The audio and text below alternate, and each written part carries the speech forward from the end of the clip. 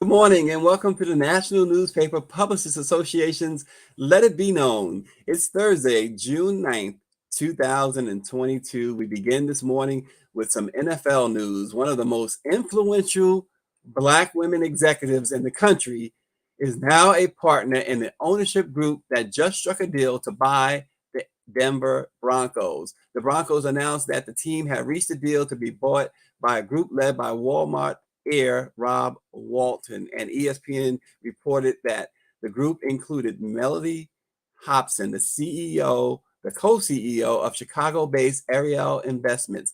Hobson is 53 years old and one of the most powerful executives in the country. She chairs Starbucks Corporation's board of directors and sits on the board of financial services giant J.P. Morgan Chase. She's also the spouse of legendary filmmaker George Lucas. It's unclear what percentage of the Broncos that Hobson would own, but the sale price suggests that owning even a small piece would be worth a considerable amount. The Walton Group is expected to pay $4.65 billion for the team, a record amount, a record for an American sports team. So congratulations to this wonderful, aggressive, obviously, Black woman, Mrs. Hobson. We will continue to update that as it happens, but a Black owner in the NFL. Moving on this morning, Dr. Irvin Scott is a professor at the Harvard Graduate School of Education and the founder of the Leadership Institute for Faith and Education Life. And he's hoping to eradicate educational inequities with faith-based intervention. And he's long supported the nonprofit Teachers Who Pray, founded by journalist and educator Marilyn Rhames. As curriculum in his faith education and leadership course, Dr. Scott uses Marilyn's 2019 book, The Master Teacher, 12 Spiritual Lessons to Transform Schools and Revolutionize Public Education. This morning, we welcome Dr. Irvin Scott and, of course, Marilyn Rhames. Good morning. Good morning, Stacy. Great to be here. Thank you Good so morning, much, Dr. Stacy. Scott.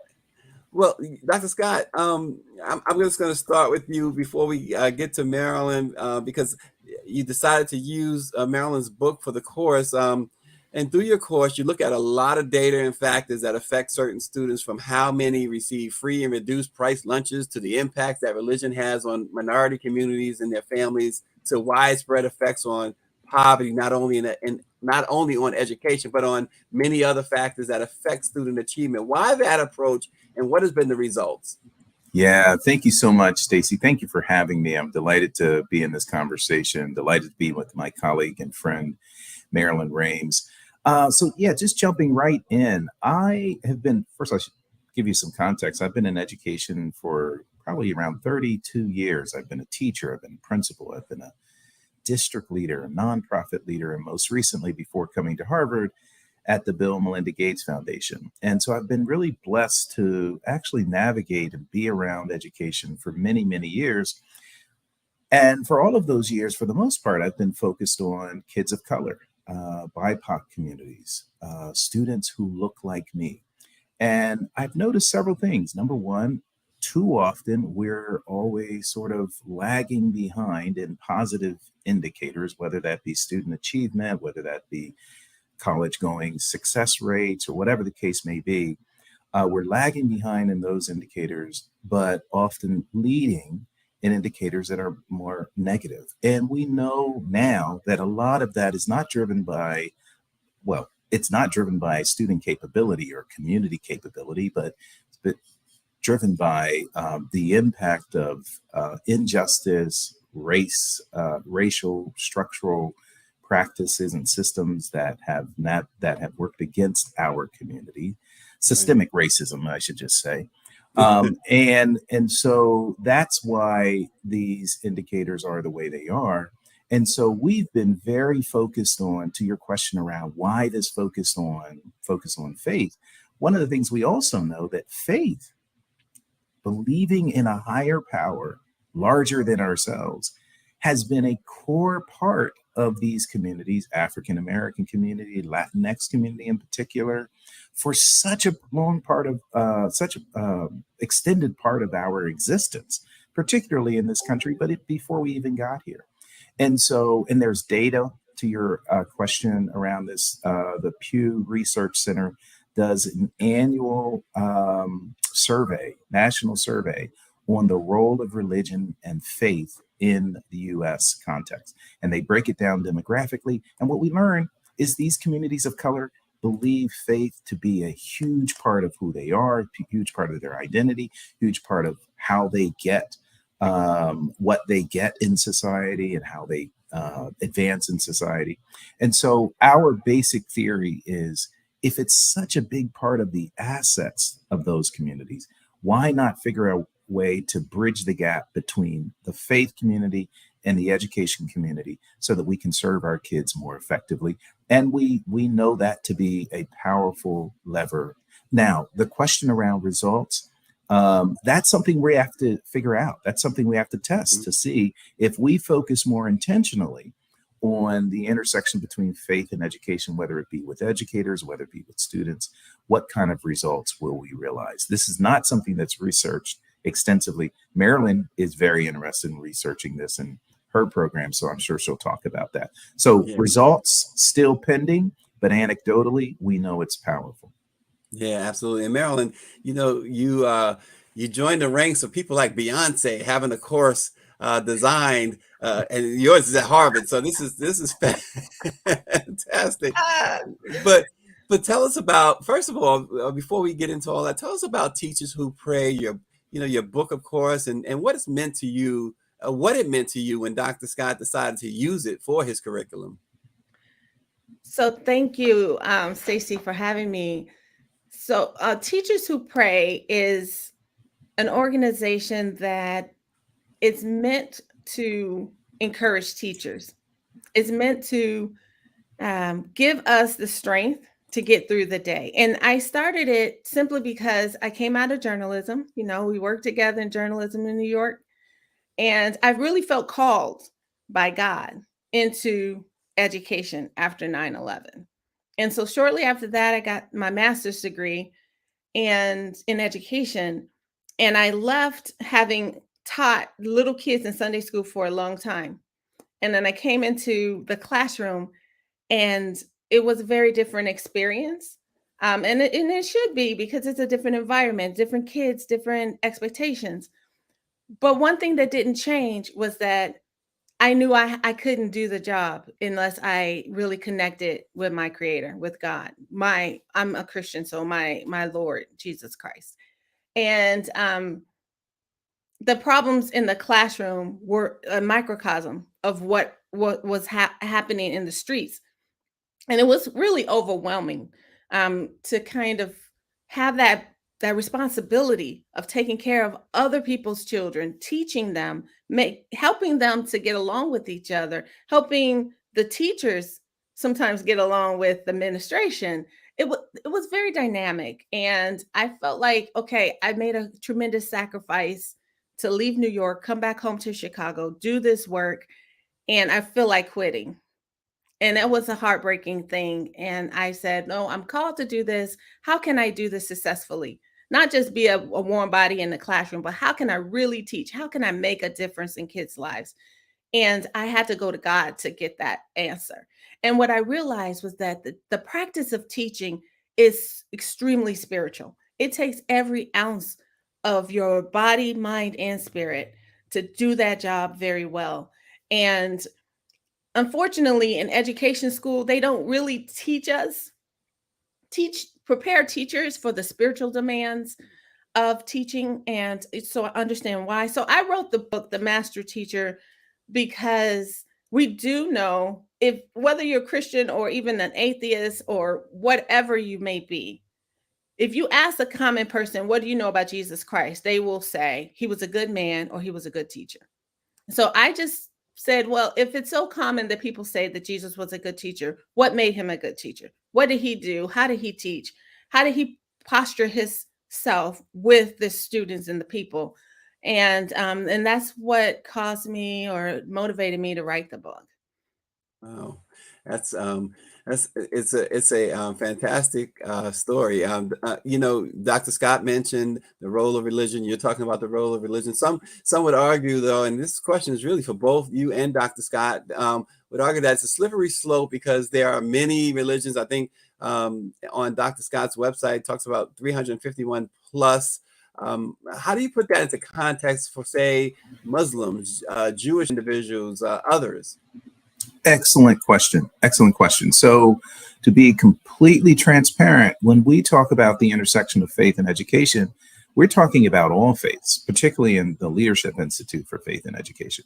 We don't believe that one particular faith should be the only faith that we try to tap into as we think about how to bridge gaps between faith and education.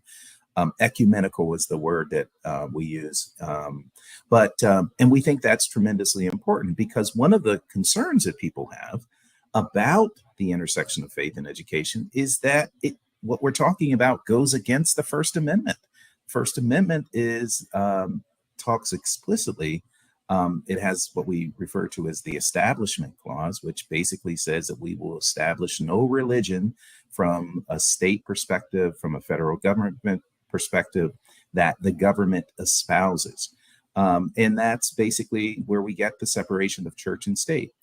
And I am a proponent of the separation of church and state. I think Marilyn is a proponent of elements of the separation of church and state. So we're not at Life, we're not interested in proselytizing or saying that kids should believe a certain way. Kids should believe in Muslim principles. Kids should believe in Christian principles. We're not advocate of that. We're an advocate of bridging the gap between those faiths that are huge part of teachers' lives, huge part of students' lives, huge part of the communities where these schools exist. We're just an advocate of bridging the gap so that we can gain a better understanding, so that we can tap into the resources that are the social resources and social capital that are available with these communities, in these faith communities. But we believe when we don't even have conversations about faith and the role of faith in the lives of students or in the lives of educators or in the lives of the community, then we miss out. And we miss a huge part of particularly African American, Latino, and I would even say poor white communities rely heavily on faith as a part of what happens in that social fabric that surrounds the schools. Yeah, and Marilyn, with the obviously, well, I won't say obvious, but I surmise that you didn't write the book thinking that it was going to be a Dr. Scott's curriculum, right? But when you were writing this book, what were some of the things that perhaps it surprised you as you're writing your own book? I know that you can sometimes surprise yourself. What were some of the findings that really surprised you when you were writing this book? Yeah, so I did go to the wilderness for 40 days in northern Minnesota to just block my mind, because when you're educator, you're getting all kinds of lessons and professional development, and everyone's telling you do this, do that, do this, and it changes all the time. And so I couldn't write it without really spending some time in prayer and meditation. And so I chose to go into the woods to write it. And one thing I learned that was really eye-opening was that part of the work, the spiritual work, is dealing with racism, is dealing with racial issues and like confronting it, because the divide, what we call the achievement gap, right, is along racial lines. And if we don't talk about that and we don't confront that, then we're not really being honest about what's at play. And so I was really surprised. And it was also, I was in the wilderness with a group of white people from northern Minnesota. Wow. Not all of them were from northern Minnesota, but we were all there. And it was a battle. It was really a battle. They had all kinds of questions and misconceptions about what Black experience was like. And I was there to hear from God, but I was teaching them all the time, constantly, about my culture, my people. And I didn't expect that. But then I saw, as I wrote the book in 6 weeks after that retreat, that, so I have a chapter in here about racial reconciliation. And the biggest thing for me was that I, as a person from a historically oppressed group, still have a responsibility to engage and to have a forgiving heart as I do the work. And I found myself very angry in the wilderness, and especially the 4th of July. Like, I kind of just got lost and was in the woods with all the wild animals. It was because I couldn't take the pressure of the celebratory, like, celebration around it, and no acknowledgement of what that meant to me, and me trying to express to this group of people how isolated I felt at that moment. And they say, well, if you don't love this country, then that's not our problem. And not being able to really fully express the dynamics or the complexity of it. So I think that I'm better now at talking about race, talking and engaging with people who don't agree with me or don't see eye to eye, and in the context of spirituality, and opening that dialogue, because it can't be, we're just too divided as a country. We have to figure out how to talk to one another. And so that piece really jumped out at me, and I feel more trained and able to have these conversations about education, faith, and race, which is why I'm studying this work at the University of Arkansas and doing research. And I would love at some point to come back and talk about some of the research that I've been able to do in this area. Yeah, and Marilyn is also going to be at the NMPA's convention in New Orleans later this month, the celebration of 195 years of the Black press. Cheryl Smith, one of our distinguished publishers, is watching from Texas. She says, I feel the passion in your voice, Miss Rhames. And Angela Connolly says, if you have not been through the storm, you can't speak on it or testify on its outcome. Based on research, I know Dr. Scott's research too, poor children are 6 times more likely to attend a high poverty public school. What are some of the solutions to this problem? Because we know teachers are overworked, underpaid, they're expected to do a lot more than their job descriptions. Parents are working, some with 2 or more jobs, and we don't necessarily see that village anymore where neighbors, aunts, uncles, grandparents are stepping in to help the students. So can you, both of you, Dr. Scott and Marilyn, talk about that, the fact that poor children are 6 times more likely to attend a high poverty public school? What are some of the solutions to this problem? Yeah, I'll just jump in on this, and Marilyn, feel free to jump in. I would take several perspectives to it, right? So I've been a teacher, I've been a principal, I've been a district leader, been at the Gates Foundation. And there are ways to address this problem at each of these levels, including the level that we're talking about around the intersection of faith and education. From a teacher perspective, and Marilyn can talk about this, it's having strong teachers in the classroom, supporting students, pushing students academically, as well as social and emotionally. So much now has to do with social and emotional learning and the impact that is that the pandemic, but just systemic and structural racism and inequities is having, particularly on communities of color. And so much of it starts with having a great teacher in the classroom and supporting that teacher in really powerful ways, with not just great professional development, but really providing that teacher with the supports to enable him or her to be an effective practitioner. It's also about making sure that you have more teachers in the classroom who look like the kids, right? That have that experience, that reflect their identity on so many different levels. And I think This is one of the reasons why we talk about the intersection of faith and education, because many of these kids have community faith connections. And to the extent that we have teachers who understand that and can speak, who can teach pedagogically with that identity, also tremendously important, so that students begin to see themselves in great instruction, in great curriculum, and ultimately being successful. It's also about having great leaders. I spend a lot of time training leaders here at Harvard Graduate School of Education. It's one of the reasons why I designed the course that was all about faith and education, because I knew faith played, like Marilyn talked about, faith plays a key role in educators' lives.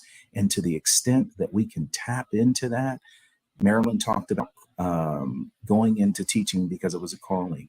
I felt the same way. I taught for many years. I felt like that was what I was put on earth to do, to teach. People used to think I was put on earth to do what my father did, which was a preacher. He's a preacher. And they would just say to me all the time, "You're going to be a preacher. Boy, I see the preacher in you." And so I grew up thinking I'm going to be a preacher one day. And when I started to get it passionate about English and teaching and literature, I realized that in some ways I am a preacher. I am pushing great literature. That preaching part of me comes out in the teaching that I do. And so making sure that there are great leaders who are leading schools is tremendously important. And then I would just finally say, bridging these gaps between faith communities and education communities. I say to people all the time, kids spend more time in the community than they spend in the school, right? When they go home from school in the evening, the community is there. When they go home from school over the weekend, the church and the faith organizations are there. We should find ways to bridge those gaps and leverage those key parts of the community in order to support kids. But there are many ways. Those are just a few to address these issues. Yeah, and Marilyn, we know that most vulnerable children in America are suffering from academic and emotional outcomes that make navigating their futures challenging. What are some of the solutions to that? Give us an idea of what needs to be done, and perhaps you know of some success stories. Yes, I think I said this before. It's all well, not today, but it's all hands on deck. It's Say it all again, hands don't matter. on deck. We're this nation, not just African Americans and Latinos, this whole nation needs to come together. We need communities to rally around our young people. I would say in the past 3 months, I've talked to 5 high-level educators whose children have tried to commit suicide. And they've had suicides in their schools. They've lost students by suicide or by gun violence. And they're not all Black. They're white. And so it's important to understand that faith plays a tremendous role in social and emotional well-being. And I wrote a white paper. It was called The F Word of Social Emotional Learning, Faith. We want to separate faith from schools, what have you. And I can break down the First Amendment, because there is also a free exercise clause in the First Amendment that says we can exercise our faith. And for teachers who pray, as we are teachers and colleagues, we're not praying with students, we're praying with each other. So I want to make that distinction very clear. We don't pray with students, which would be illegal, prohibited. But we need to understand that faith plays a vital role in social emotional learning. And so while I can't tell a student to go to church or to pray as a public school teacher, I can have certain conversations with other teachers. Parents can talk to me about faith as a teacher if they feel so inclined. A success story, I'll give you one real quick. I had a student. He was just what you would call a bad boy. He showed out in class. He had all the kids pretty much under his thumb, and he felt like, this is my classroom. I'll do what I want to do. And he was just in 4th grade. And I had a conversation with his mother, and she told me that their lights were out. They lived in an attic in his grandmother's house. And, they had a lot of problems. And she said, but I'm going to take, she told me, I'm going to take him to church. I'm going to take him to an Awana program. An Awana program is an after school program at church where kids, they memorize Bible scriptures and they have games, and it's competitive, and it's a lot of fun. And I watched through the course of the 4th grade year, this student totally changed. And one day I went to him and I said, how was Awana last night? And his eyes got so big because he didn't know that I knew that he was going to that. Mm-hmm. So all I'm saying is, historically, the church has been a huge part of Black success through the civil rights movement, through HBCU foundations being founded, freedom schools. You can't look at Black history and not look at the Black church history. And I just refuse to let that go, because that has been the asset in our community. And when you look at the fragileness of our community and the broken windows and the buildings are tore up, there's churches there. Those institutions are still holding on, and they have an asset that is often overlooked in education. And I guess my theory is, and Dr. Scott's theory merges in the sense that we have an untapped resource, and we have to figure out how to legally but effectively bring the institution of school, institution of faith together to build our community and build our young people. And that's our work. Yeah, and I echo Cheryl Smith about your passion, Marilyn. Thank you. Absolutely. And Marilyn, real quick, that this half hour goes by so fast. Where can folks get your book? And Dr. Scott, I'll come to you on how can folks learn more about your class. But you first, Marilyn, where can folks get the book that Dr. Scott's curriculum is based off? Yeah, so my book is found at MarilynRhames.com. Just go to MarilynRhames.com and you can buy the book and learn a little bit about Teachers Who Pray too. Oh, great. And Dr. Scott, how can folks learn more about the curriculum based on Marilyn's book there at the Harvard Graduate School of Education? Absolutely. So you can go to our website, Leadership Institute for Faith and Education at Graduate School of Education. Hopefully, very soon, you'll be able to learn a little more about an inaugural program that we'll be doing with a community here in the country. Can't name it yet, but hopefully we'll be able to announce it shortly. Where we'll be Marilyn. Say it again? Yeah, exactly. You're teasing us. I'm teasing. I just hope it works out.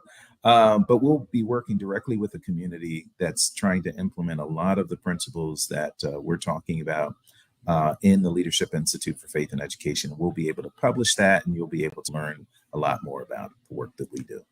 Well, two very passionate educators, Dr. Irvin Scott, the professor at the Harvard Graduate School of Education and the founder of the school's Leadership Institute for Faith and Education, and of course, Marilyn Rhames, journalist, teacher, preacher, singer. Look, see, I already used the Beyonce reference already. So look, here we go. Thank you, Dr. Scott, for highlighting that aspect again. So when we're in New Orleans, maybe Stephanie Mills won't be the only one singing. Oh, wow. Stephanie Mills. And speaking of New Orleans and our convention, again, go to www.nnpa-events.com to register and join us for the 195th anniversary celebration conference of the Black Press of America. Lots going to be going on, as we've been talking about each morning. A lot of great panels to really dig into the fabric of Black America and the things that we plan to do to continue to maintain for 195 years that moniker as the trusted voice of Black America. One of the panels is amplifying voices of Generation Z and millennials through the Black press of America, which will be moderated by Mark Thompson, the host of Make It Plain.